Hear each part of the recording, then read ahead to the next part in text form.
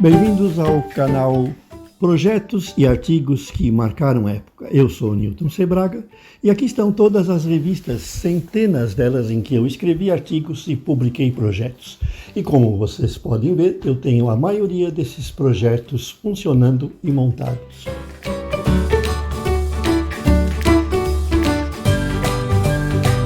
Em uma revista Saber Eletrônica, lá do passado, nós publicamos uma unidade de eco e reverberação que se baseava numa tecnologia bastante simplificada.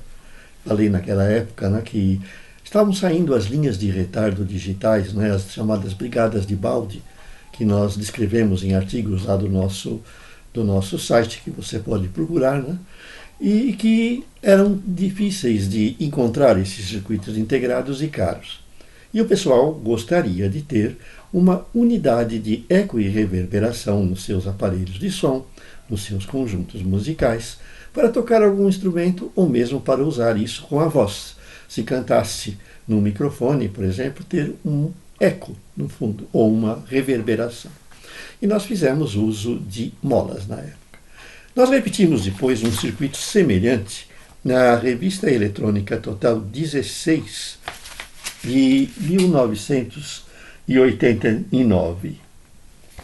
Nessa revista, então, nós descrevemos uma unidade de eco e reverberação, uma unidade mecânica, também baseada em molas, num projeto que era mais simples que o anterior, que se baseava numa configuração mais elaborada, da Saber Eletrônica, e nós resolvemos fazer algo mais simples para a Eletrônica Total, que era a nossa revista para os bakers iniciantes.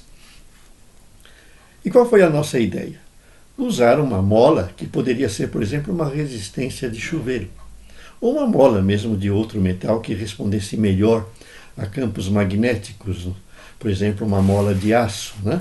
Mas que fosse fininha e que pudesse ser esticada, dando mais ou menos essa aparência que vocês podem ver, a aparência que saiu na capa da revista, e que ela poderia ser usada para produzir um efeito de reverberação.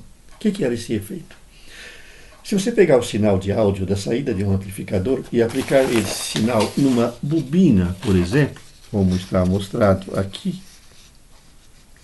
esse sinal ele vai induzir, através do seu campo magnético, uma força nessa mola que vai fazer com que ela vibre.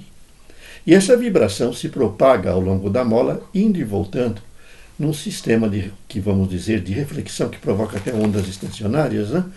E que ele significa o quê? Um retardo, porque essas múltiplas reflexões, elas dão um efeito de reverberação.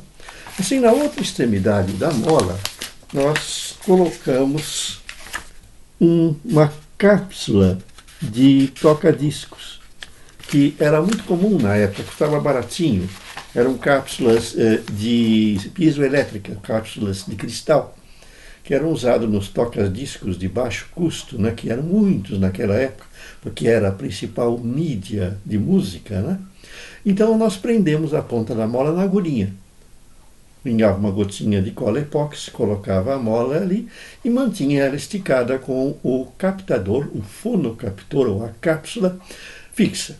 O resultado disso é que aquelas vibrações mecânicas que ocorriam na mola, elas podiam ser captadas por essa cápsula.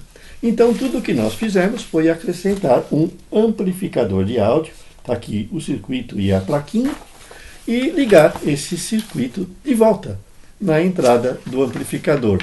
Nós fizemos aí um sisteminha simples de mixagem dos sinais, porque assim você tinha o sinal original e o sinal de eco que voltava, que realimentava. Então vejam que era um sistema mecânico bastante simples, que não oferecia dificuldades de montagem e que qualquer um podia fazer. Vejam que é um projeto interessante até hoje para os makers, né, que gostam de mexer não apenas com eletrônica, porque ele exigiria também uma habilidade em carpintaria, se você fizesse a base de madeira para molinha, ou mesmo metálica, se você tivesse aí os recursos para mexer com metal. Então vejam que é um projeto que exigia habilidade dos makers da época, né? E todo mundo que montou gostou. E é óbvio, né, como nós já falamos no vídeo em que a gente descreveu a outra versão dessa câmera de eco, ou essa unidade de mecânica de reverberação, é que havia a possibilidade de haver a microfonia, porque o som ambiente, se ele chegasse na mola, a mola atuaria como um microfone, como o diafragma de um microfone, e ela vibraria. Então haveria o que? Uma oscilação. Então isso aí, em alguns casos, tinha que ter muito cuidado para se evitar. E tinha duas maneiras. Uma era pelo próprio ajuste do circuito, da sensibilidade, ele tinha um potenciômetrozinho de saída para isso, ou então você fechar isso dentro de uma unidade, dentro de uma caixa, que não captasse o som externo, ou pelo menos reduzisse a sua captação. Mas o fato é que funcionou. Muita gente que tinha conjuntinho musical naquela época montou, então você podia tocar o seu violão, ou a sua guitarra, ou cantar com eco, com reverberação, né? Dava aquele som que parecia que você estava dentro de uma catedral, certo? Dava aquele som amplo, né? Como você obtém também quando enfia a cabeça e fala dentro de um tambor de óleo, um tambor daqueles grandões. Então dá aquela reverberação, certo? O som reflete-se múltiplas vezes e se prolonga. A reverberação é o prolongamento do som. E o eco é a repetição. Você conseguia, com uma mola mais longa e com ajustes apropriados, obter eventualmente um eco, né?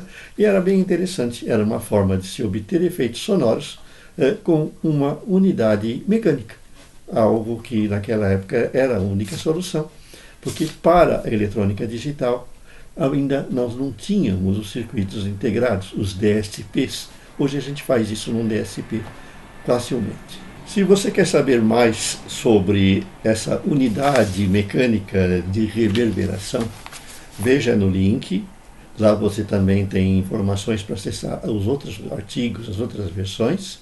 E inscrevam-se no nosso canal, deixando o seu like. Até mais!